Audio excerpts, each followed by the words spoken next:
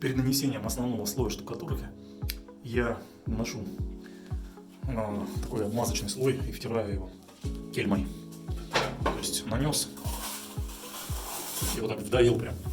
Вот. Что это дает? Это дает, вот если мы на здесь сейчас пройдем, видите, вот такая поверхность, она полностью туда уже вмазана. И, то есть ты бросил, вот смотри, вот бросил, раз, и она висит здесь. А здесь, если на стенку ты бросил, смотри, рядом, и она больше половины разлетается. Ну, то есть надо более сильное делать движение, более такое акцентированное. Вот этот случай, вот в этом способе, как мне кажется, он менее трудозатратный. Вот я обмазал всю стену и все. Таким образом создал контактный слой. И буду сейчас закидывать постепенно всю плоскость стены.